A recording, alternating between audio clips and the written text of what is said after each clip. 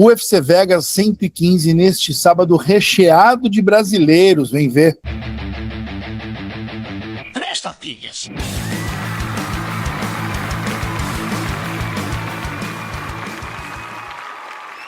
Cavaleiros e brutamontes, donzelas e desdonzeladas, eu sou o Fabiano Rampazzo pisando no octagone de Três Tapinhas, o maior e melhor podcast e menos humilde podcast da internet brasileira. Maior no sentido figurado, né? Porque em número de inscritos a gente é uma lástima. Mas coisas da vida, estamos perto de 1.000 inscritos, momento em que João Menegali Barbie, uma das esfinges que participa deste podcast comigo, vai imitar uma galinha quando batermos 1.000 inscritos. Então já deixe seu like, por favor, porque ele ajuda a espalhar o vídeo para mais pessoas. Se você não é inscrito, faça isso agora, pelo amor de Deus. Vamos fazer o Barbie galinhar aqui em Três Tapinhas ao vivo. Você que está vindo pelo Spotify, sempre muito bem-vindo. Você que está vindo pelo YouTube, sempre muito bem-vindo ou bem-vinda. É muito brasileiro nesse card, hein?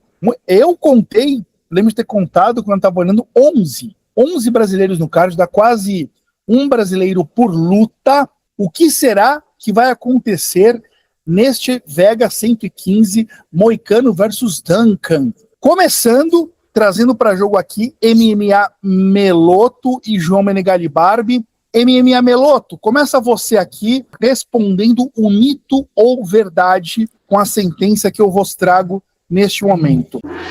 Moicano é um ex-lutador em atividade, Meloto? Mito ou verdade? Olá a todos, muito obrigado mais uma vez aí pela audiência. Bom, eu acho que não, eu acho que é mito. Ele, baseado no lutador que eu já vi que ele foi, ele deu uma decaída, né? Isso a gente não pode negar, ele não é mais o mesmo.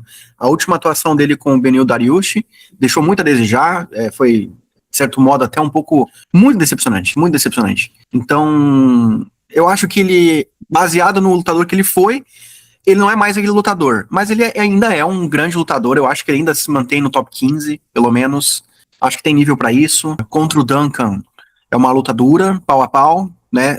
Para eu dizer que o Moicano é um ex-lutador em atividade, eu teria que dizer que o Duncan passa por cima dele. Eu não tenho essa certeza. Então, meu voto aí seria para que isso seja mito. Barbie, bem-vindo, capitão. Moicano é um ex-lutador em atividade. Mito ou verdade? Na minha opinião, senhores, é verdade. Eu acho que é muito mais uma questão da mentalidade no Moicano, que vem mudando depois que ele começou a se dar bem nas entrevistas pós-luta, começou a angariar fãs, criou seu canal no YouTube, extremamente bem sucedido, inclusive, começou a fazer esses recaps, sendo convidado para ser comentarista dos eventos, comentando também os próprios eventos do UFC, daquela forma bem moicano dele, bem engraçadona. E tipo assim, ele já deu declarações a respeito de que não compensa para ele e às vezes ele não está se preparando adequadamente para lutas. Foi um caso de... Eu não lembro qual foi o confronto, mas ele foi chamado meio de última hora. Não era nem super de última hora, mas ele falou, eu não estou preparado, eu não estou treinando. Então eu fico pensando que a mentalidade dele já deixou a ideia de ser um lutador profissional de alto nível. Até porque também nessa fase da carreira, considerando a sequência atual dele, considerando a idade dele, ele já pode deixar para lá todas os sonhos, as aspirações de disputar um cinturão novamente. E sendo bem sincero, até da primeira vez que ele disputou, foi muito mais uma questão de oportunidade do que de mérito. Não que ele não tenha mérito, mas ali ele ainda estava longe e ganhou a disputa mesmo assim.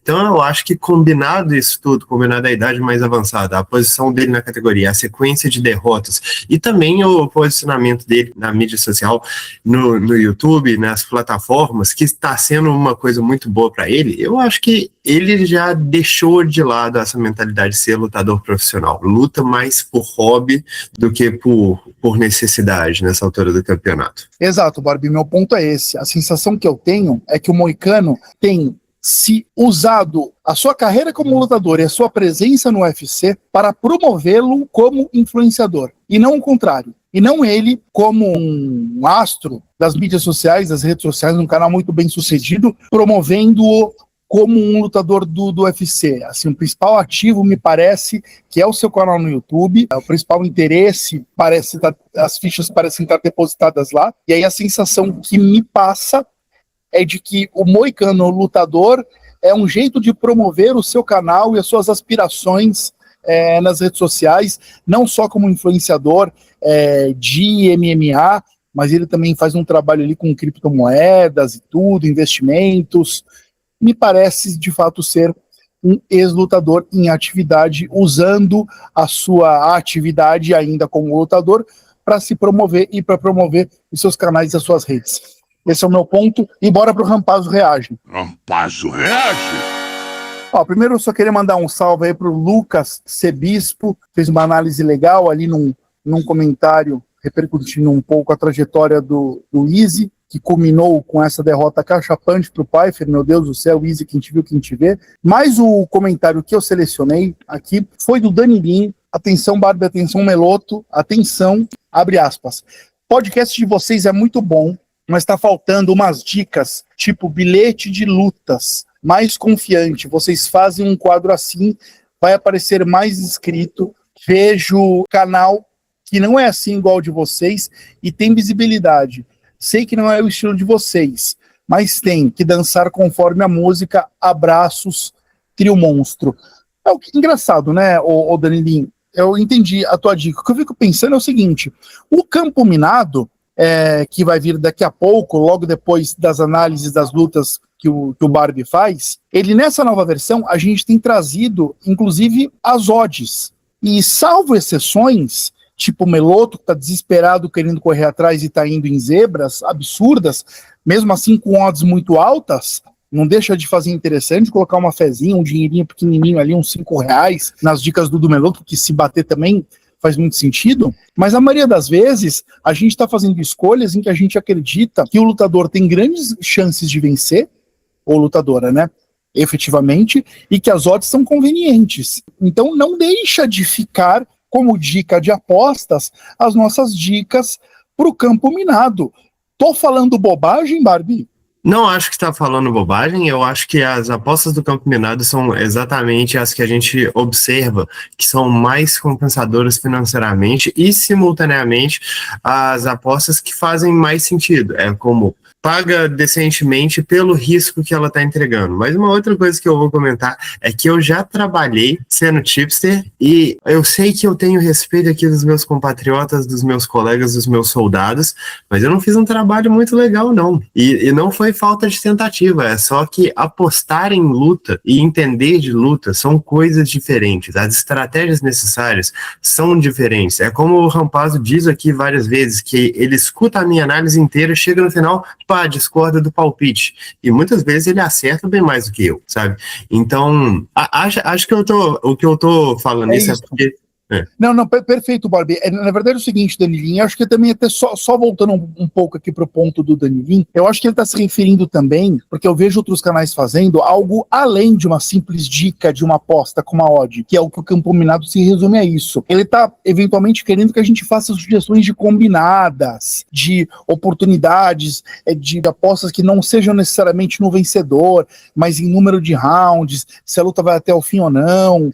O Super Lutas faz um trabalho legal com isso. Agora, isso que o Barbie falou é verdade, o Danilinho. A ciência de apostas é uma coisa que corre em paralelo com a ciência de análise de lutas, porque são tantos fatores que corroboram juntos, e aí, de fato, não tem como eu não deixar de fazer aqui uma promoção para o trabalho que o Felipe Pacheco faz ali no MMA Trader, junto com o Davi Azevedo, porque ali, de fato, tem um estudo muito aprofundado de técnicas, de estratégias, de históricos, que embasam os palpites. Então, inclusive, eles com muita frequência fecham no verde ali. Então, eu acho que, de fato, não é esse a proposta do podcast Três Tapinhas.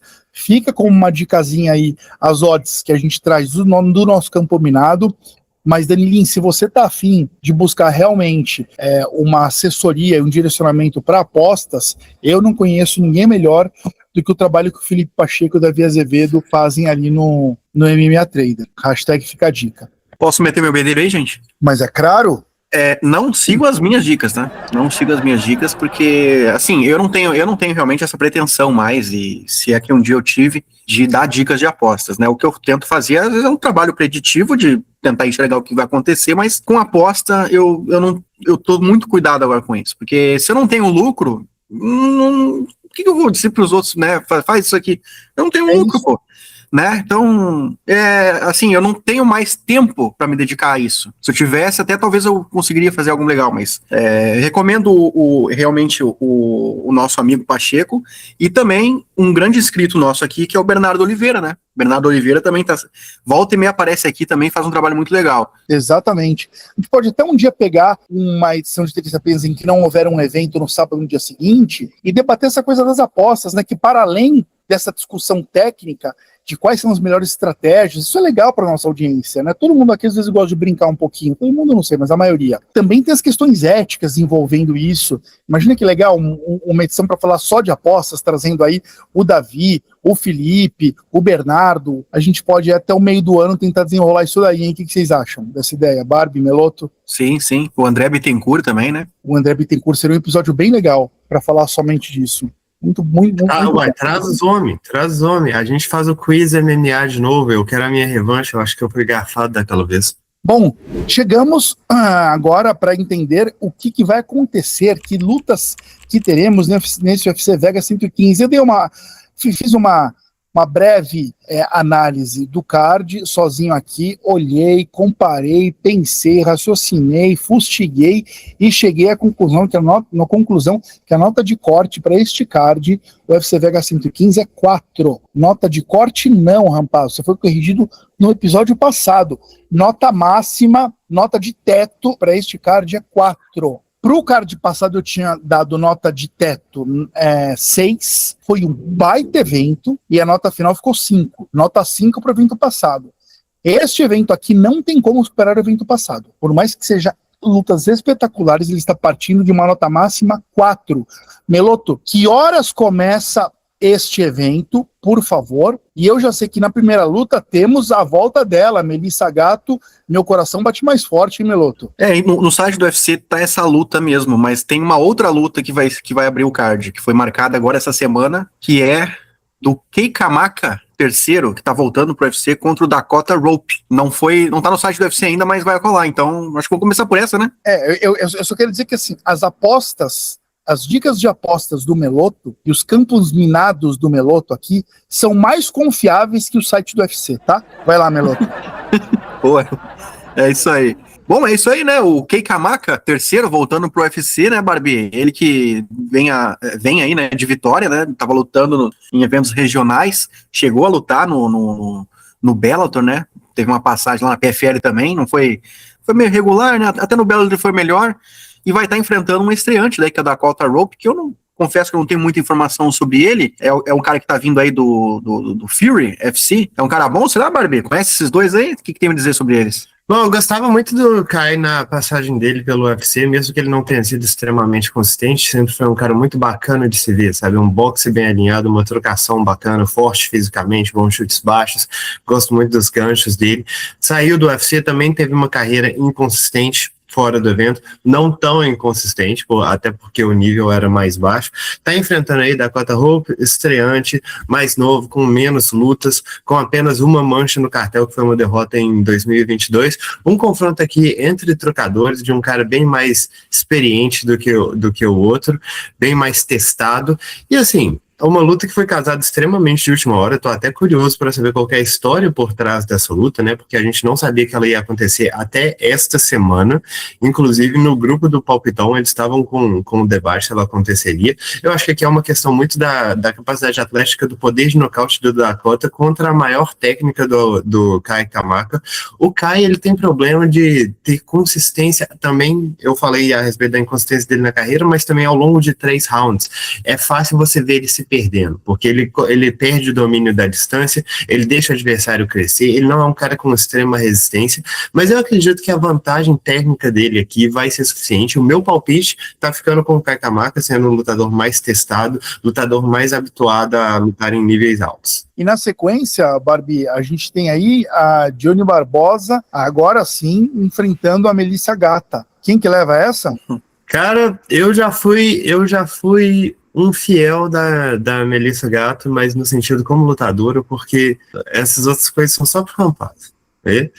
Mas eu achei que ela estava se desenvolvendo muito bem dentro do evento como trocadora, conseguindo colocar melhor seus golpes retos. Antes, quando ela entrou no UFC, ela era bem mais ou menos em termos de não conseguir defender queda muito bem, ter que lidar com adversários colocando pressão, mas eu achei que ela acabou se perdendo e também em questão de volume de lutas, ela diminuiu muito. Ela competiu uma vez em 2022, uma vez em 2023, uma vez em 2024, passou todo o ano de 2025 sem lutar, e assim, ainda é uma lutadora bem jovem, sabe, tá com menos de 30 anos de idade, então eu não entendo o que ela tá fazendo nessa altura do campeonato, tá perdendo seu tempo, mas voltou aí contra a Tamires Vidal, teve uma performance bem bacana, só que foi quase 2 anos atrás. Está enfrentando a Dione Barbosa, que está vindo de derrota.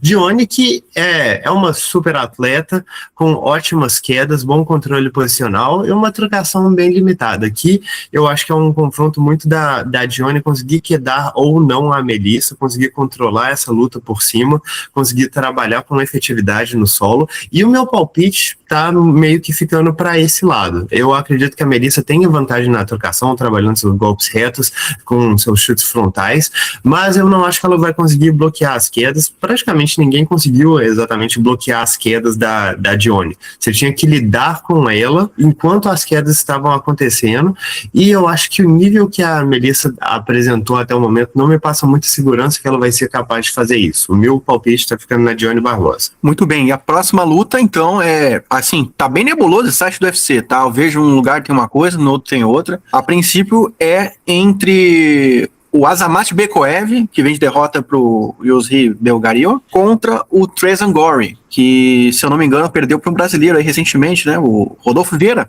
né? E pro Marco Túlio também, né? Em sequência. Acho que é uma luta que, pro Gore, pelo menos, acho que vale um emprego, né, Barbie? E aí, o que tu acha aí? Eu concordo com você. É uma luta que vale um emprego para Trezan Gore.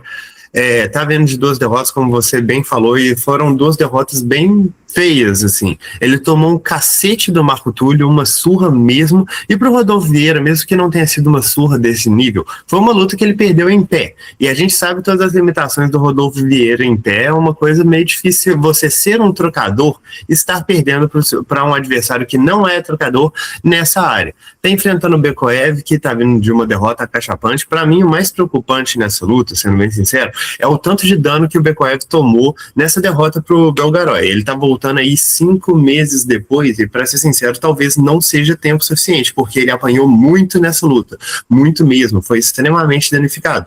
Mas, cara, é um lutador tranquilamente melhor. Eu enxergo vantagem do Bekoev aqui em todos os aspectos da luta. Acho que ele é o melhor trocador, acho que ele é o melhor wrestler. O caminho mais simples é conseguir colocar essa luta para baixo, trabalhar o ground and pound, cansar o adversário que não tem o melhor cardio, mas mesmo essa luta na trocação também deve ser fácil para o Bekoev.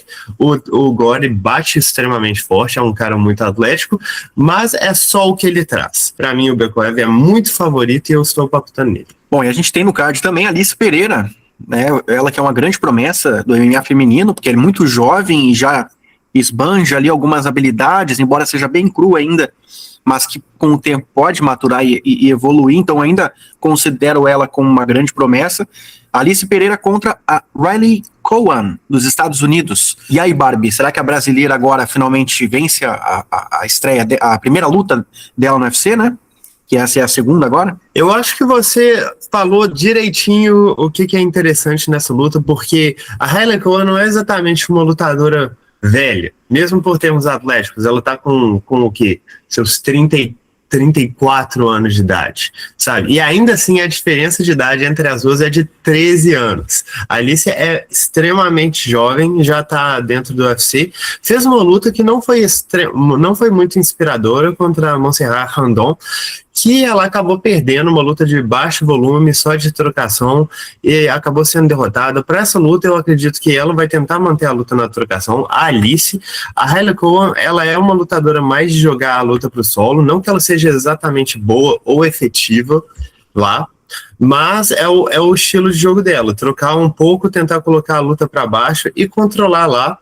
E Eu acredito que a Alice seja a favorita para essa luta. O meu palpite está indo nela. Acredito que até mesmo se ela quiser colocar essa luta para baixo, ela tem boas possibilidades de fazer isso acontecer. Ela tem o melhor jiu-jitsu entre as duas. E tendo 21 anos de idade, é aquela coisa que é bem capaz dela voltar para essa luta sendo uma lutadora completamente diferente, completamente desenvolvida, enquanto a adversária já aparenta ter atingido seu teto. Meu palpite é na Alice. É 20 aninhos ainda, hein? 20 aninhos.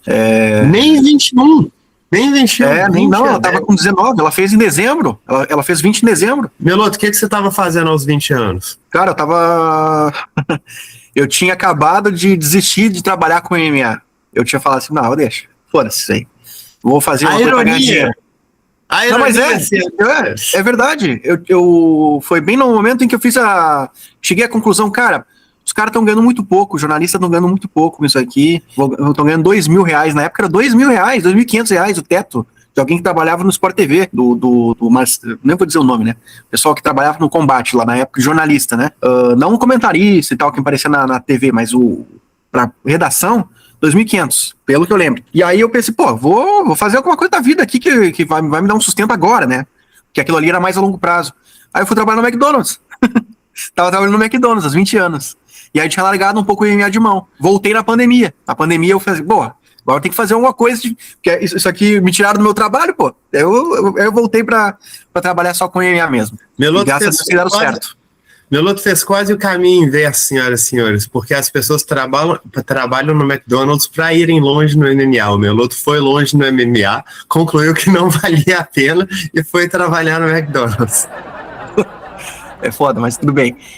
E depois, né, a gente vai ter a luta, segundo o site imprevisível do UFC, entre o Landon Vanata contra o Darrell Flowers.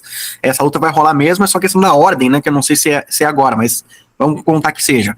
Landon Vanata, né, ela estreou dando uma surpresa aí, chocou o mundo contra o Tony Ferguson, acabou perdendo, mas deu trabalho para ele, né, o Ferguson no auge, mas agora já tá na descendente, né, e o Darrell Flowers, um lutador meio meme, né, cansa muito rápido esse cara. O Darrell Flowers com certeza não é um lutador a nível UFC, é um lutador extremamente limitado, é um cara que, assim, troca mais ou menos bem, não defende quedas muito bem, não tem muito o que fazer quando cai por baixo no solo.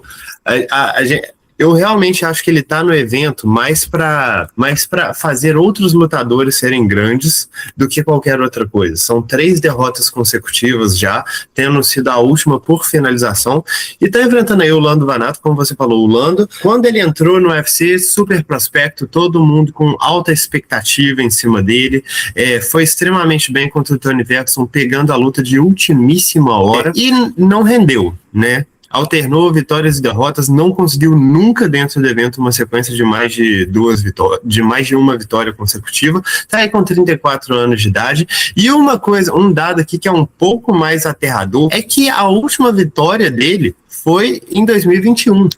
Faz quase 5 anos isso. E a última luta dele foi em 2023 contra o Daniel. 3 anos. Já é preocupante isso mesmo. É preocupante, cara. É preocupante. A questão do ritmo aqui, para um lutador que historicamente tem muita dificuldade de manter um ritmo alto, de manter um cardio, porque questão técnica não falta muito pro Vanata, sabe? Ele antecipa muito bem os golpes, ele tem boa movimentação de cabeça, tem boa habilidade de contragolpe, se movimenta bem pelo octógono. A questão aqui é que você mencionou essa questão do Darrell Flowers cansar rápido. Eu acredito que ele cansa, mas eu também não acredito que seja uma coisa tão absurda em comparação com o Vanata. O que o Vanata cansa é meio absurdo.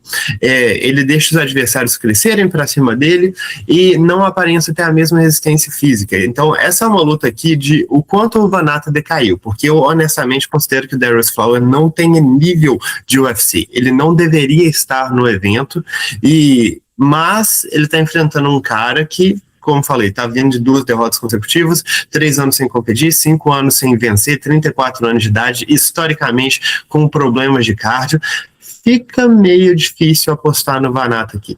Eu tô indo com o Darrell Flowers, que, aliás, só para constar que o Darrell também não compete há quase 2 anos. E ele não vence desde 2022. A situação não é muito... Nossa senhora! A situação não é muito melhor para ele. Eu só acredito que o ritmo de competição dele lutando contra oponentes de bom nível, tenha sido superior ao do Vanato. Eu acredito que o Vanato, nessa altura do campeonato, ele realmente não tem muito para entregar, não. Inclusive, para minha surpresa, o Lando Vanato ainda está no evento, porque eu tinha certeza que ele já tinha saído do UFC há muito tempo. Quando eu olhei ele no card, eu falei, o quê? Voltou? Não, mas acho que nunca saiu, realmente entrou numa geladeira aí. Uma luta interessante de se ver mesmo, quem tá pior. Se chegar no terceiro round, eu vou desligar a TV, gente. Vou desligar a TV. Próxima luta, Thomas Peterson, americano que perdeu recentemente pro Vitor Petrino, né? Foi nocauteado. Vai enfrentar um brasileiro que vai fazer a segunda luta dele no UFC. É um peso pesado magro, né, Barbie? Parece até que não é peso pesado. Ou é peso pesado mesmo, o brasileiro. Favorito nas casas de apostas, né? Pelo que eu vi. Pouquinho, mas é. O Guilherme Pet mostrou bastante aí no Contender Series, até mesmo algumas coisas que são meio assustadoras para essa luta em particular, porque ele mostrou uma trocação muito agressiva, um boxe muito agressivo, atacou a cabeça do adversário com várias sequências, tentando nocautear mesmo, mas ele foi travado na grade muito tempo. A luta toda foi uma questão dele ser travado na grade e conseguir se livrar em alguns momentos para trabalhar a sua trocação melhor. Eu diria que é até um certo demérito que ele tenha deixado essa luta aí para decisão, considerando que o oponente não tinha nada para entregar, fora essas travadas na grade. Claro que é difícil de lidar, mas se você tá lutando na divisão dos pesados contra lutadores mais pesados do que você, que vão tentar te colocar para baixo, como é o caso do Thomas Peterson, é um jogo meio complicado para se ter, é um buraco meio complicado para se ter no jogo. O Thomas Peterson é meio que o contrário nesse aspecto. Ele tem ali seu boxe, inclusive já conseguiu algumas vitórias baseadas só nisso, mas é um cara pequeno, troncudo, que vai tentar colocar a luta na grade, vai tentar colocar o adversário para baixo, trabalhar seu ground and pound. Eu achei que até na derrota contra o Petrino, ele não foi exatamente mal, foi uma questão aqui da fisicalidade do Petrino fazer completamente a diferença, mas no geral o Thomas Peterson, mesmo que ele esteja alternando vitórias e derrotas dentro do evento, ele está mostrando aí um jogo bem decente de quedas e um jogo bem decente de boxe. A luta aqui eu acho que é mais parelha do que as expectativas. O meu palpite ainda vai ficar com o Guilherme Patti por uma diferença vertiginosa de altura e envergadura e também capacidade atlética, mas eu não me surpreenderia de ver ele sendo colocado para baixo, controlado ao longo dos rounds, porque é algo que o adversário faz muito bem, é algo que ele não defende exatamente bem. Eu acho que os primeiros minutos dessa luta vão nos dizer muito. Barbie, você falou que a luta vai ser mais parelha do que as expectativas. Isso é impossível. Eles estão empatados nas casas de aposta. Meloto mentiu aqui pra mim, acabou de falar que o cara era favorito. Eu não olho as cotações, senhores. Não, ele é um pouquinho sim. Em algumas casas aqui ele é um pouquinho sim. Vou tirar um print aqui pra vocês verem. Vou tirar um print. Eu acho que tá certo, então. Eu acho que tá certo. É uma luta extremamente parelha. Ela pode ser definida em 30 segundos pelo Guilherme Patti atacando com uma sequência que o adversário não consegue definir, que não consegue defender. Ou ela pode ser amarrada por 3 rounds com o Thomas Peterson travando o Guilherme Patti na grade. Os dois têm valências onde o outro não tem. Na Betway, que é a casa que a gente usa como referência para o campo minado, ambos estão com 1,91. 1,91, Peterson 1,91, Pets. E qual que é a próxima luta, Meloto? Vamos ver, é entre o Alessandro Costa contra o Stuart Nicol. Brasileiro, mais um brasileiro, evento recheado de brasileiro, né? O Alessandro Costa é um lutador interessante. Acho que ele vai ganhar do Nicol, né, Barbie? É o Nonô, né? Isso. Alessandro Costa é um cara super atlético, super forte fisicamente, boas quedas, bom poder de nocaute para a categoria dos moços, que não consegue uma sequência regular dentro do evento, sabe?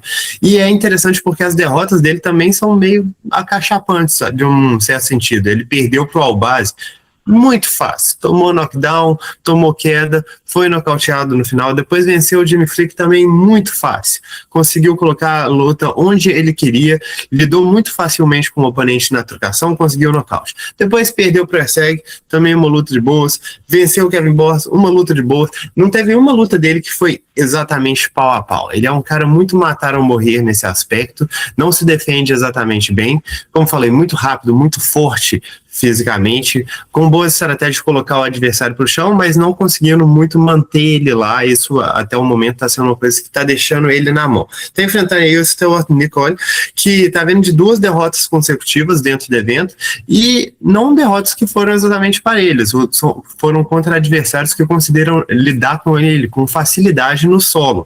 O Jesus Aguilar pegou ele numa guilhotina, enquanto o Lucas Rocha conseguiu colocar ele para baixo repetidamente e conseguiu trabalhar um ground and pound mais agressivo, conseguiu também levar a melhor na trocação. Eu acho que essa é uma luta bem bacana para o Alessandro, e para ser bem honesto, eu não vejo uma área aqui que ele realmente tenha dificuldade, que ele tome atraso, pelo menos na teoria.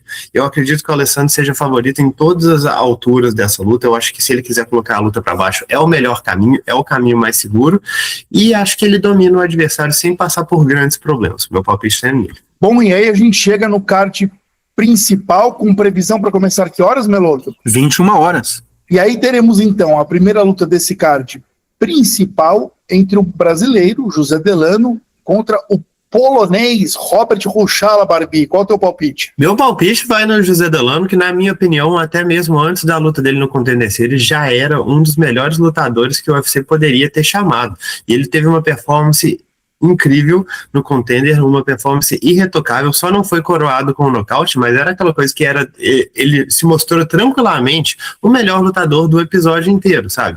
Passou pelo adversário sem dificuldade alguma, a não ser a resistência, a não ser o queixo do oponente. Mas, cara, o Delano se movimenta muito bem pelo octógono, tem excelente movimentação lateral, tem ótimos golpes no corpo, boas sequências, ótimo jab, é um trocador de altíssimo nível, e isso a gente já sabia mesmo antes dele entrar no UFC. O que é interessante aqui é que o Robert Ruchala, ele também não é mosca morta, apesar dele só ter uma luta no UFC que foi uma derrota para o William Gomes, ele também é um cara que foi contratado pelo evento, sendo extremamente bem sucedido fora dele. Se eu não me engano, ele só tem uma derrota na carreira, fora essa luta contra o William Gomes, que foi para o Parnasse, que é possivelmente o maior talento do MMA fora do UFC hoje. Possivelmente, ok?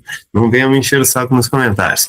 Mas acredito que aqui, o Ruchala, mesmo que ele tenha habilidade na trocação e um certo poder de nocaute, ele é mais grappler do que tudo, e esse deve ser o caminho para ele. Colocar a luta para baixo e tentar trabalhar por lá, mas eu acho que o Delano, muito forte fisicamente, mais técnico, conseguindo trabalhar os golpes no corpo, conseguindo exaurir o adversário e se movimentar melhor pelo octógono, eu acho que ele vai conseguir tomar conta da luta à medida que ela vai acontecendo, progressivamente danificando mais o Ruchala com seus golpes em linha, suas combinações, e acho que ele consegue inclusive um nocaute. O meu palpite está indo no José Delano, acho que é uma super promessa aí para a categoria, um cara que já entrou no UFC muito completo, já está aí chegando nos seus 30 anos, então eu gostaria de ver o UFC acelerar ele um pouco, dependendo dessa performance agora, mas acho ele bem favorito, acho que ele passa o caminho. Curiosidade sobre o Delano, ele... Lembra quando aquele bailarinho, ele deu um nocautaço no Contender, todo mundo, Dana, contrata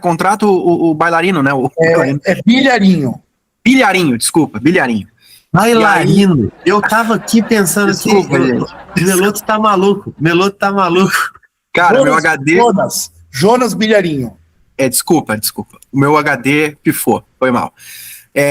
Gente, todo mundo contrata o Bilharinho, não sei o que, o Dana White tá sendo injusto.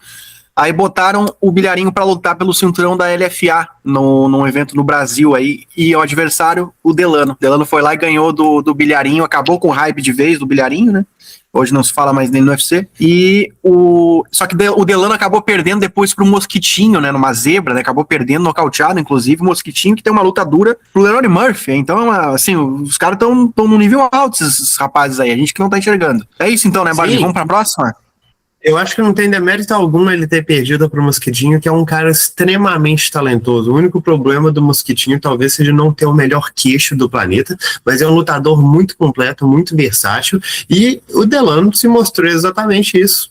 Indo muitíssimo bem, e deve vencer mais essa. Eu acho que a única derrota que ele tem aí nos últimos, 5, 6 anos, né, o Delano, mas enfim. Próxima luta então, gente, vamos virar a página aqui rapidinho.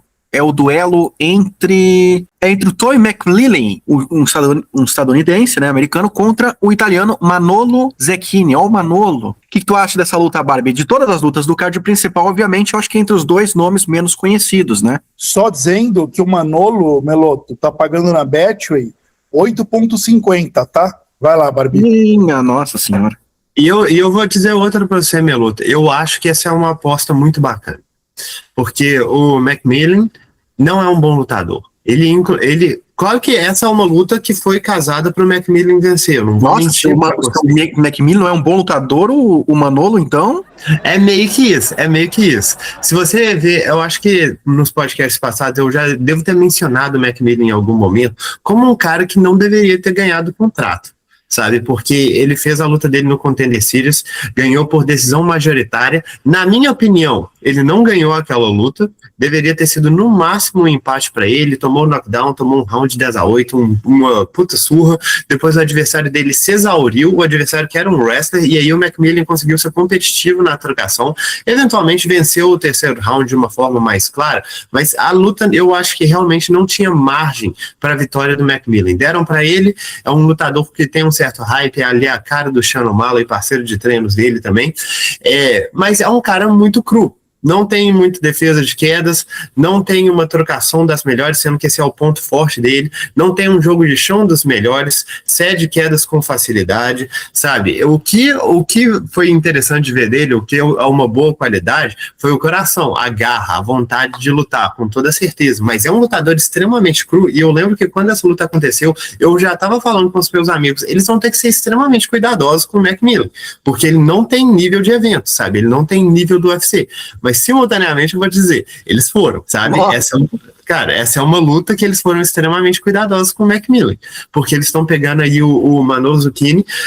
O Manolo, cara, se eu não me engano, ele não luta já tem uns 3 anos. A única luta que ele fez dentro do evento foi contra o Morgan Charrier, que ele tomou um nocautaço com chutes no corpo. E assim, lutador fraco, lutador limitado, que não compete há muito tempo. Eu entendo porque que ele é super azarão.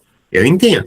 Mas da mesma forma, eu não acho que um lutador igual o McMillan deveria ser super favorito contra ninguém, sabe? Então, mesmo que eu palpite aqui no McMillan, tô sendo sincero aqui com você, Melotão, essa é uma boa. Dados os riscos... É um combinado aí, hein? É uma boa. Pagando 8,50 contra um estreante que tomou um puta cacete no Contender Series, irmão, o McMillan não deveria ser favorito assim contra ninguém. É isso aí, né? O Manolo, pelo jeito, entrou pela bandeira. A Itália aí tá precisando de gente no UFC, né? Só tem o Vettori, e o Vettori já não tá mais lá essas coisas. Me parece algo nesse sentido mesmo. A bandeirinha ajudou. E a próxima luta é entre... Aqui eu acho que nós estamos falando de 2 bons lutadores, né? Aqui o nível subiu, né, Barbie? Aitken Wellin, cara que estreou muito bem no evento, né? Enfrentando o brasileiro Rafael Estevam. Pelo que eu vi nas casas de apostas, tô curioso pra ver, olha só. Brasileiro zebra. Olha, temos uma boa luta, né, Barbie? Boa luta, cara. O Ethan Ewing, como você falou, fez uma ótima estreia dentro do evento contra o Malcolm Wellmaker, que era super favorito para a luta. O Wellmaker estava deitando todo mundo em questão de segundos com o senhor gancho de esquerda. Chegou o Ethan Ewing com um ótimo boxe, boas quedas bem pontuais, boas combinações, ótima defesa também na trocação, boa criação de ângulos, bons golpes no corpo. Gostei muito do que o Ewing trouxe para a luta, soube responder muito bem, soube se manter numa média distância contra um oponente que bate extremamente pesado e se defender muitíssimo bem, sabe? É um cara que tava aí competindo, tipo, trabalhava durante o dia, competia quanto dava e já mostrou um talento absurdo, tem muita expectativa em cima dele. Do outro lado tá o Rafael Estevam. Essa luta tá acontecendo em qual categoria, Meluto? Peso galo? Tá acontecendo no peso galo, então o Estevão tá subindo ou ele já tinha subido antes? Porque ele competiu no peso mosca. Se eu não me engano, todas as lutas que ele fez... ele subiu, ele era peso mosca, né? Ele subiu. Mas o Rafael Estevam subindo de categoria, como a gente falou, e é interessante porque ele ainda assim vai ser o lutador mais alto entre os dois. Tá vindo de 4 vitórias consecutivas, sendo 3 delas dentro do evento, inclusive uma contra o já famoso Charles Johnson, e o que ele mostrou até agora foi uma capacidade de wrestling muito forte.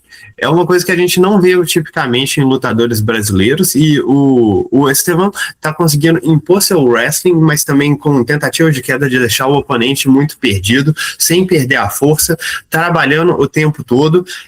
Conseguiu aí, até o momento eu vou até contar para vocês, porque ele fez 3 lutas dentro do UFC e já foram 19 quedas realizadas, o que também é uma coisa meio perigosa, porque a gente fica pensando, pô, o cara não consegue segurar o adversário dele no chão, né?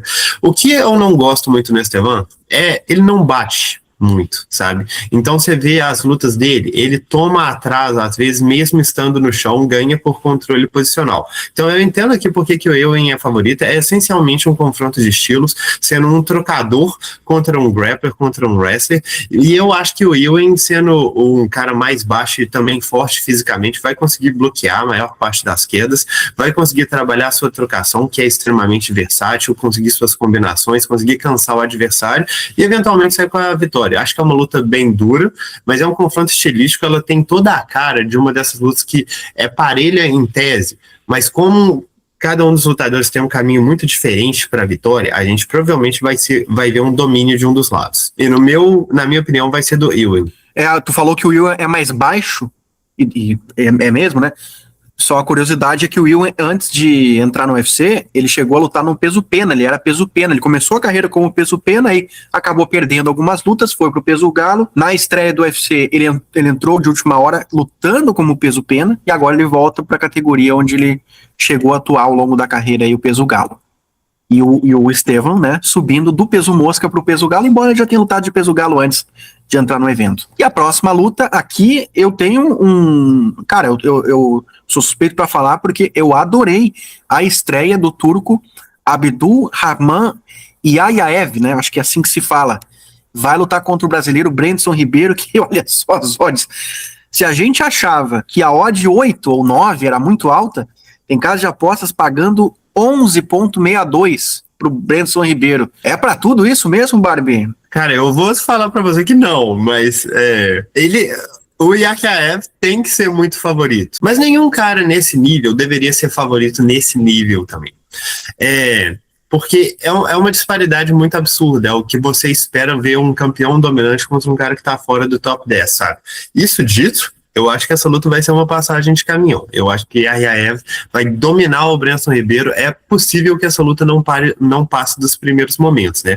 Porque o Brandson, até o momento, ele mostrou aí um certo boxe, bons golpes em linhas, mas ele tomou muito atraso contra caras que impuseram uma fisicalidade em cima dele, também contra adversários que conseguiram encurtar a distância e trocar golpes. Ele não tem um queixo dos melhores, já sofreu aí alguns nocautes dentro do evento. Inclusive, não é um cara que defende quedas exatamente bem, que é outra arma que o Yayaev pode colocar em jogo, mas o Yayaev, até o momento, cara, o que ele bateu, os adversários não levantaram mais não, e a minha expectativa é meio que ele faça a mesma coisa. É um ultra prospecto para a categoria dos meio pesados. Esse aqui é um lutador para se ficar de olho para o futuro. Eu tenho certeza que ele vai entrar no top 10. Certeza. Se ele vai ir mais longe do que isso, é meio difícil a previsão, mas para entrar no top 10, assim, beliscar um top 5, é certeza. Perdendo ou ganhando essa próxima luta, eu tenho certeza que ele vai entrar. É um cara muito talentoso, muito poder, boa fisicalidade, boa capacidade atlética, boas quedas, bom controle, faz tudo extremamente bem para a idade que ele tem. Eu também fiquei impressionado, uma estreia que durou muito pouco, na verdade, né, deu 30 segundos ali. A carreira dele como um todo são de lutas que não chegaram nem ao terceiro round, com exceção de uma luta no amador que ele fez, que foi a única derrota na carreira dele, contando amador e profissional, que foi em 2019, quando ele ainda tinha 18 anos, né, se a gente for fazer as contas, porque hoje ele tá com 25. Então, assim, é um cara que eu realmente botei o olho assim e vi, cara, aqui tem muito talento, velho. E numa categoria envelhecida como os meio pesados, a tendência é que ele realmente se destaque. E a próxima luta é entre, vamos ver aqui, a Virna Jandiroba e a Tabata Hit, com o main event, né, a Virna acabou de disputar o cinturão, contra Mackenzie, perdeu. Não sei se não me lembro se aquela luta teve margem para a vitória da Virna, mas eu acho que ela ela foi equilibrada até certo ponto, mas vai enfrentar agora a Tabitha Hit, né? A Virna tendo que dar essa volta aí, voltou pro fim da fila. E aí, Barbie, a Tabitha Hit tá pronta para vencer uma lutadora do nível e do status que a Virna tem hoje na categoria? Cara, é possível. É possível porque uma questão de casamento de jogo aqui, né? Porque o que a Tabitha passou dificuldade no UFC até o momento foram contra lutadoras fortes fisicamente que conseguiam defender as quedas e trabalhar muito bem a trocação contra ela. E até o momento, mesmo isso, sim, ela perdeu 3 lutas dentro do evento. Uma foi contra a Manon Fiorot, que foi na categoria de cima, contra uma oponente que já é gigantesca para a categoria dos pesos moscas. Perdeu para a Lupe Godinez, uma luta que foi bem parelha, mas aí foi esse caso, de uma lutadora muito forte que conseguiu rechaçar as tentativas de queda. E para Yan Xiaonan foi exatamente a mesma coisa. Ela tentando quedar, não conseguiu ter muito sucesso. Fora isso, a Tabitha tá tendo ótimas performances porque ela queda muito bem, ela controla as adversárias no chão com facilidade, ela inclusive até às vezes subia de categoria, conseguia trabalhar bem na categoria de cima, e contra grapplers, que é o caso aqui da Virna também, ela fez um trabalho muito forte, justamente porque ela consegue, é difícil você controlar ela por cima, é muito mais fácil que ela consiga a queda, é uma lutadora difícil de ser quedada, difícil de ser controlada. Por outro lado, a Virna, ela é talentosíssima em colocar as adversárias para baixo. Tem ótimas finalizações também. E essa questão dela perder para a Mackenzie é uma questão muito de casamento de luta, sabe? Porque a Virna consegue colocar a Mackenzie para baixo e não consegue sobrepujar a Mackenzie. É uma das pouquíssimas lutadoras no planeta que a Virna não vai conseguir levar melhor em termos de jiu-jitsu. Mas antes disso, ela estava passando o caminhão em todo mundo. Inclusive, passou o caminhão na última luta na Yan Xiaonan, que venceu a Tabitha Hit sem muitos problemas. Eu acho que em questão de habilidade de wrestling, a Virna é definitivamente superior, sabe? Eu acho que ela é mais fraca fisicamente, talvez não tenha a melhor trocação entre as duas, não tem mais peso na mão, acho que inclusive a Virna é bem limitada nesse aspecto, mas acredito aqui que ela consegue colocar a Tabitha para baixo e vai conseguir colocar ela num lugar que ela não se vê habitualmente, tendo que trabalhar como uma grappler tão boa quanto, provavelmente superior por cima dela. Aqui, para mim, o que define muito essa luta é se a Tabitha vai ter a habilidade de parar as quedas da Virna, e é uma coisa que eu acho que ela não vai ter, porque não é um jogo que ela tem que fazer habitualmente, ela normalmente não tem que entrar para defender quedas de ninguém, e ela já tomou algumas quedas dentro do UFC que me deixam pensando, talvez não seja muito uma força dela, só que é uma força da Virna colocar os adversários para baixo. Então, o meu palpite vai ficar na Virna Jandiroba, desde que ela não tenha perdido aí a compostura, o ritmo, a vontade de vencer com essa derrota para Mackenzie, eu acredito que ela vence essa luta. E aí chegamos na luta principal, de um lado o Renato Moicano, 10º colocado no ranking peso leve, chegou a disputar cinturão contra o Islam Makhachev, como o Barbie bem pontuou, né, muito mais situacional, ele era, se não me engano, não era nem top 5, quando ele disputou contra o Makhachev, mas apareceu a oportunidade, ele abraçou, soube se promover bem nos últimos anos,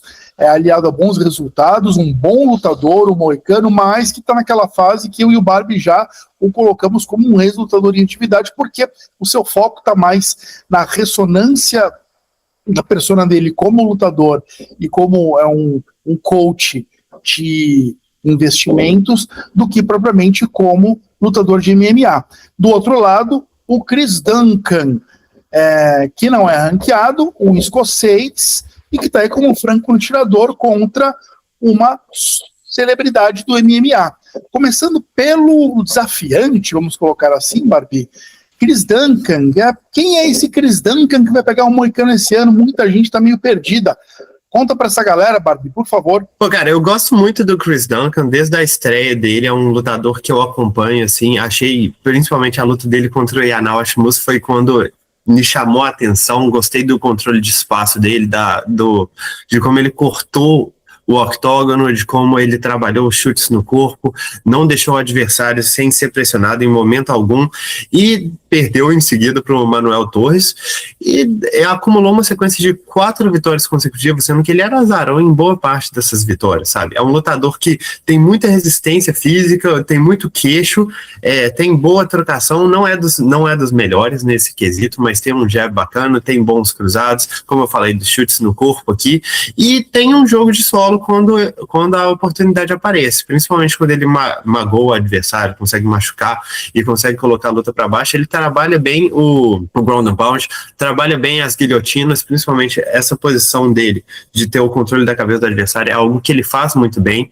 é algo que ele trabalha muito forte, e na minha opinião ele teve aí uma sequência de vitórias bem bacana mesmo. Foi Bolágio aqui, Jordan Vucenic, Matheus Rebeck e Terence McKinney. São lutas extremamente duras, ainda mais para vencer da forma que ele venceu, sabe? Magoando o adversário, conseguindo virar às vezes em vários desses casos. E, como falei, não acho que seja um lutador a nível de top 5, não acho que ele vai muito mais longe mesmo vencendo essa luta. Eu, inclusive, diria que se ele vencer essa luta, ele provavelmente vai perder a próxima, porque ele já tá pisando um pouco fora do território que eu imagino que seja o teto dele, sabe? Em termos de capacidade atlética, capacidade técnica, não é um dos caras mais técnicos do planeta, sabe? Toma muitos golpes, então se banca muito na questão física, que não é uma coisa que eu acho que ele vai conseguir replicar contra adversários de um nível mais alto. Eu fico pensando num cara desse pegando alguém como o Dustin Poirier ou o Justin Gaethje, ele seria absolutamente assassinado. Essas lutas não são nem competitivas, sabe? Para mim, esse é o nível limite que o Chris Duncan pode chegar. E o moicano do outro lado, Barbie? Quem é este moicano que vai entrar no Octagon esse sábado? Como a gente estava falando aqui no início do podcast, é difícil avaliar qual que é o estado atual do moicano, porque ele provavelmente já sabe que é o fim para ele em termos de competitividade no nível mais alto possível, né? A disputa de cinturão já foi algo muito acima do que era esperado que ele conseguisse chegar. Eu dou muito méritos que ele tenha conseguido chegar nisso, mesmo que tenha sido assim, através de... mesmo que tenha sido circunstancial, o fato é que ele se colocou disposto para essa circunstância, e a última vitória dele, que foi a que deu a disputa de cinturão para ele contra o Benoit Saint-Denis, ainda é uma vitória excelente, é uma vitória magnífica, inclusive considerando que o Benoit Saint-Denis vem fazendo.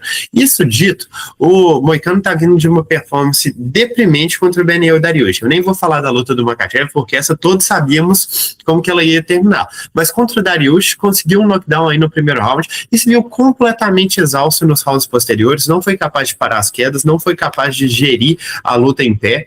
E o moicano, cara, é um desses caras que ele não tem grande peso na mão, ele não é um cara super rápido. Então, se você não tem condicionamento físico, o que você tem? O que você está entregando para a luta, sabe? Isso aqui que é o meu maior problema de como que o moicano está apresentando nessa altura do campeonato. Porque o jogo para ele sempre foi um controle de distância através de movimentação lateral, chutes baixos, colocando jabs no adversário, entrando em quedas bem pontuais, conseguindo trabalhar por cima para eventualmente pegar o mata-leão, que é a melhor finalização que ele tem. E ele conseguiu alternar a estratégia. Inclusive, uma coisa que eu gostava do moicano era como que ele fazia a estratégia para o oponente específico que ele estava enfrentando. Mas eu acho que o corpo dele já não está mais aguentando. E se a luta do Dariush foi um sinal do que está por vir, eu acho que agora é ainda mais triste, né? Porque essa derrota deve ter com certeza desanimado ele, um cara que já não estava querendo lutar mais no mesmo ritmo, não estava mais querendo lutar mais no mesmo nível.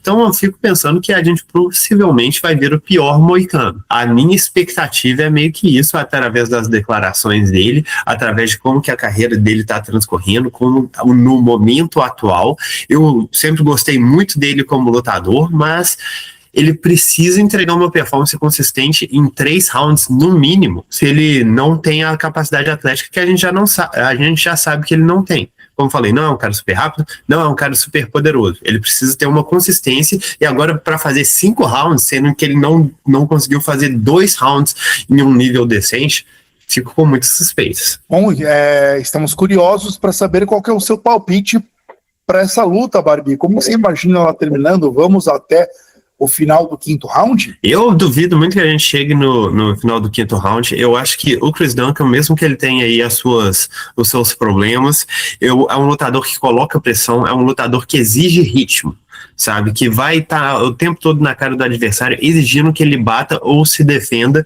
E isso aqui é aquela coisa que o moicano vai ter que lidar com isso, sabe? É possível que o moicano consiga colocar pressão logo no início, consiga uma queda, consiga uma finalização. A gente já viu que o Chris Duncan é vulnerável a esse tipo de coisa, mais especificamente é vulnerável a adversários que vão atacar as costas, que vão pegar o mata-leão, que é o que o moicano faz de melhor. E o moicano tem uma habilidade bacana de pegar os chutes dos adversários para colocar a luta para baixo. Se ele conseguir trabalhar isso aí no início da luta, é bem provável que ele consiga uma vitória na via rápida com extrema facilidade. Mas esse não é o meu palpite. O meu palpite aqui, eu acho que vai ser uma luta que o moicano vai tentar trocar mais, não vai optar para ir para as quedas, temendo cansar. E aí o que vai acontecer é que ele vai cansar de qualquer jeito, porque o oponente vai estar colocando uma pressão fora do normal para cima dele, colocando golpes que doem mais do que os golpes do próprio moicano.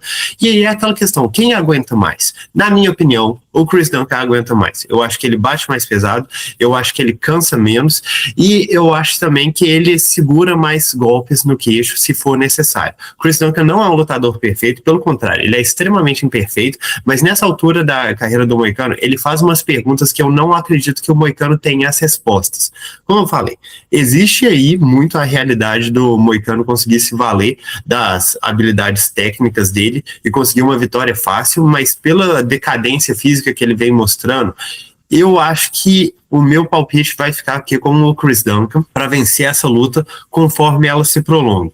Eu acho que o moicano não vai conseguir a finalização rápida, vai eventualmente ser sobrepujado fisicamente e nocauteado. Esse é o meu palpite. Tá muito bem, chegamos ao final de mais uma análise completa de um card do UFC para você. E bora pro campo minado. Campo minado. Começando, senhoras e senhores, cavaleiros de Brutamontes, com um recap do que aconteceu no evento passado. O Meloto foi de Nick Price, vencendo Michael Chiesa, pagando 5.0. O que aconteceu com o Meloto errou. A Meloto tá fazendo o que tem que fazer, né? Ele tem que ir nas zebras improváveis mesmo para ver se consegue correr atrás. A chance dele se afundar mais é muito maior, mas faltam 2 eventos para acabar essa edição de campo minado. O Meloto não tem outra saída a não ser essa. O Barbie foi de Case O'Neill, vencendo o Gabi Fernandes, pagando 2.0, cheque para o Barbie. E o Rampazzo foi de Yursi Belgariu, vencendo o Mansur Abdulmalik, pagando 1,95, cheque para o Rampazzo, que sou eu. Olha lá, hein? Eu e o Barbie cabeça a cabeça nessa reta final. Faltam 2 eventos, o placar está assim. Barbie em primeiro com 25,02. Eu atrás em segundo com 24,31. É 0,71 a distância que separa o Barbie de mim. E o Meloto com 11,81. Só um milagre, só odds astronômicas salvam o Meloto. Quem fala... Vai na odd 11, Meloto. Vai na odd 11. Imagina isso. Pode acontecer, irmão. Se o Brandon Ribeiro vence neste sábado, o Meloto literalmente volta para a briga. Eu sou o primeiro a falar e eu estou numa dúvida. Tem boas apostas aí, hein? Fala, rapaz.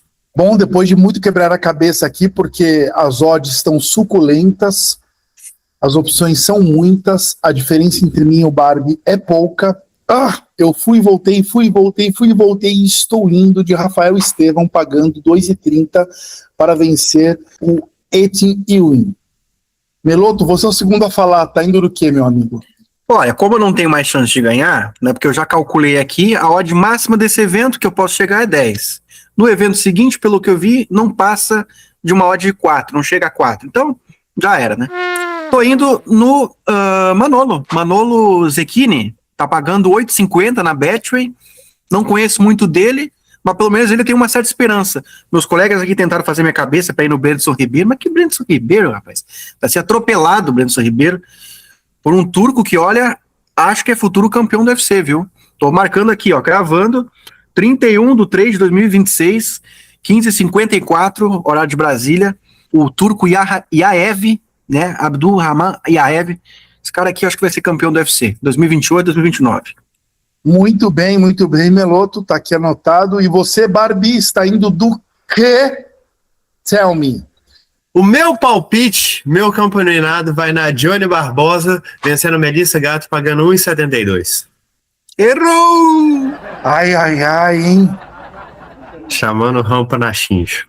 De um jeito ou de outro, essa disputa vai ficar pro último evento. E ainda que eu erre e você acerte, você vai fazer 72 pontos, você vai abrir para 1,03. Muito bem. Não, é mais que isso, é 1,4. Não, como assim? Sim. A minha vantagem agora tá 0,7 alguma coisa. Ah, é verdade. Vamos lá, então, para Pai Meloto, o viúvo da mãe de Iná. 29 acertos para o Meloto. Quando chegar a 40, esse quadro acaba. 25 erros para o Meloto. O placar tá... Enfim, Meloto tá na frente, mas tá parelho. Meloto, começo eu, mãos na orelha. Fala alguma coisa aí para mostrar para as pessoas, Meloto. Tá aqui, ó. Mãos na orelha. Mãos na orelha, muito bem.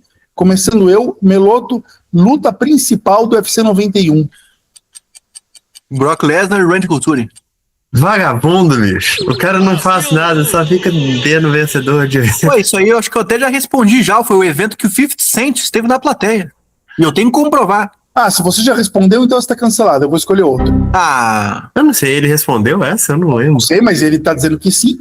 É porque vocês perguntaram aquela vez, eu lembrei do 50 Cent, que ele tava na plateia. Foi nesse evento aí. Olha as coisas que você sabe. Mas eu assisto o evento, né, cara? Eu nem olho pra tela quando não tem luta acontecendo. Meloto, luta principal, então tá cancelado, então. Você podia ter ficado quieto, mas quis... Não, porque eu sou justo. Eu sou correto, sou ético. Então, luta principal deve ser 94. 94? É. Stampierre e BJP em 2. Peraí, eu nem cheguei lá ainda. Tá certíssima a resposta. Brasil! BJP, inclusive, foi roubado aí, viu? Stampierre passou vaselina. Luta principal do UFC 95. 95?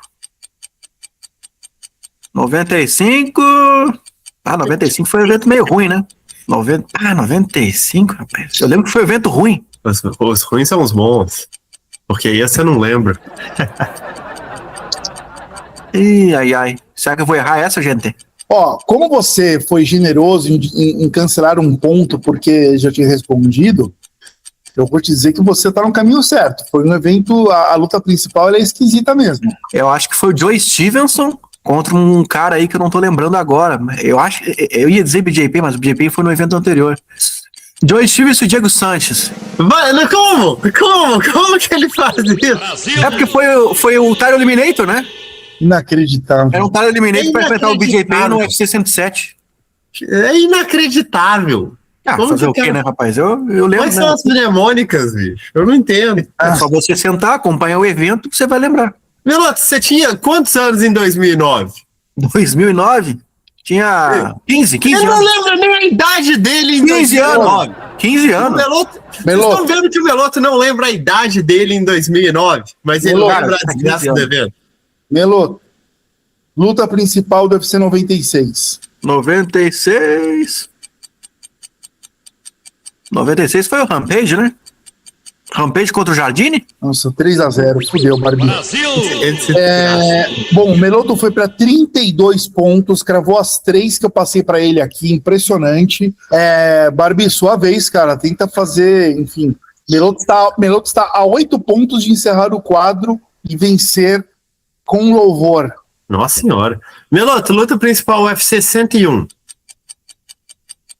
BJP em Kenan Florian? A gente tá mal, rapaz. A gente tá mal. Como evento Anderson Silva e Forrest Griffin? A gente vai rodar, bicho. A gente vai rodar. Meu Deus. Luta principal UFC 102. Minotauro e Randy Couture?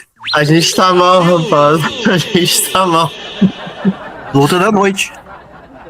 Sim, e foi uma lutaça. Eu gosto muito dessa luta. Luta principal do UFC Fight Night que seguiu, meu outro. Se ferra aí. Pô, se acertar essa... Mas não dá, né? Não dá, não vai valer. Luta principal do UFC 103. Belfort e Rich Franklin. Oh, mas a gente tá mal, rapaz. A gente tá mal. Eu acho que foi, cara, foi a primeira vez que o Minotauro gabaritou todos. O cara nem hesitou. Ele nem hesitou. A gente Cara, tá mal. assim, a memória pra esses eventos tava fresquinha, cara. Não sei se é porque eu já Fresquinha? falei. Que eu... Aconteceram só 16 anos atrás, Meloto. Fresquinho. mas foi um período que eu mergulhei, assim, foi uma imersão. Então facilita. Meloto abriu 10 pontos, são 35 acertos contra 25 erros. Então, Célia tem chances desse quadro acabar na próxima edição de 3 tapinhas. Com mais 5 pontos, o Meloto faz 40 e o quadro acaba. Enterrar o quadro de tão bom que eu fui. Bom, depois do campo minado, né, o Meloto tem que se redimir.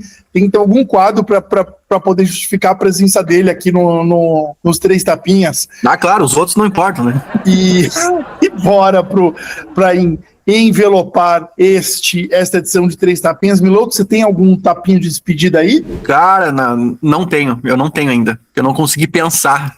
Tava só vidrado no presente. Vou te falar que eu também tô bem resolvido, viu? Tô sem tapinha nas costas, sem tapinha na cara. Fiquei tentando achar um pelo no ovo aí, mas Barbie, sobra pra você. Ué, digníssimo, porque eu quero meter a mão na cara do Tofik Musaev e do juiz da luta dele contra o Ignacio Barramontes, porque, cara, tipo assim, faltas acontecem. E existe também uma escola que diz que todo mundo faz falta. Você tem que tentar fazer a falta, sabe? Principalmente se você tá perdendo a luta, se você tá se dando mal, você faz a falta, sabe? É aquela coisa que eu até não entendo por que mais gente não faz isso. É igual aquela vez que a Pedrita meteu o dedo no olho da... Eu não lembro quem que tava estrangulando ela, acho que era a Gillian Robertson, tava estrangulando ela e a Pedrita enfiou o dedão no olho dela. E é claro, isso é horrível. Isso não me faz gostar da Pedrita, isso pelo contrário, mas ao mesmo tempo eu não entendo como é que isso não é uma resposta mais natural de sobrevivência, sabe? Que o cara tá ali à beira de morrer e não tenta trapacear. Dito isso aqui, o que o Musaev fez foi absurdo, e o fato dele ter escapado disso sem qualquer punição, pelo contrário, ele foi recompensado com a vitória, né? Porque ele tomou um knockdown monstruoso no segundo round, foi para ser quedado, segurou a grade assintosamente, segurou firme a grade. Aí conseguiu cair por cima, por conta da segurada na grade, e por cima ele deu uma cabeçada no cara, que foi uma das cabeçadas mais claras que eu já vi na história do evento. Então, assim, como eu falei, eu respeito o fato que ele estava ali para ganhar a todo custo. Eu respeito, existe um certo nível de respeito, mas isso não me faz torcer por você. Vagabundo que precisou trapacear para vencer a luta, não gostei de ver isso, achei ainda pior o fato do juiz ver a parada acontecendo na frente dele, e nem advertência ele deu, ele não viu as faltas. Ele realmente não viu. Tapa na cara dos dois, porque foi uma aberração o que aconteceu. E custou muito caro, né? Às vezes eu acho que as pessoas perdem muita noção do tanto que coisas como essa podem influenciar a luta, ou influenciar os resultados, ou tanto que resultados incorretos influenciam a história do MMA. Eu vejo muita gente falando, pô, você fica reclamando aí de garfo, mas olha quão boa foi a luta. Beleza, mas um garfo pode mudar o rumo do MMA. E isso acontece muito mais vezes que a gente percebe. Então essa questão das pequenas trapaças aí, que mudam o resultado da luta, das lutas com resultado incorreto, cara, isso muda a história. E infelizmente a gente vive num esporte que ainda é muito amaldiçoado por árbitros ruins, juízes ruins. Tapa na cara. Viu? Deixa eu dar um tapa nas costas do árbitro que arbitrou a luta da Alexa Grasso contra a Maycee Barber, porque se ele demora mais um pouco ali, cara, a Barber tava morta já, velho, tava completamente fora de si, e geralmente num golpe, numa chave de braço, né, qualquer chave, estrangulamento, o árbitro fica esperando ali o lutador dar os 3 tapinhas, né, deixa um tempo mais, né, e ele tem uma reação muito rápida de perceber que a Barber não estava em reais condições de continuar lutando, porque foi muito rápido, aconteceu o knockdown, a Graça já pegou no mata-leão, foi muito rápido, e ele não esperou muito, ele já interrompeu, ele só deu uma recuadinha ali, ele esperou o golpe, o mata-leão acontecer, mas logo ele já interviu. Isso aí pode ter ajudado muito a Barbie a se recuperar mais rápido, porque quem viu a cena dela depois da luta, cara, eu fiquei muito preocupado, cara. Ela ficou uns 30 segundos olhando pro nada, assim, sabe? E o árbitro, o pessoal mexia nela, mexia até pra conferir o pulso, eu tava vendo ali, sabe? Eu fiquei um pouco assustado ali na hora. Então, palmas aí pro árbitro, que eu não me lembro o nome aqui, de repente até o final aqui eu acho, mas palmas pra ele. Muito bem, Cavaleiros e Brutamontes, donzelas e desdonzeladas, até quinta-feira que vem. Bora pro evento, a gente se vê semana que vem. Beijo. Presta, filhas.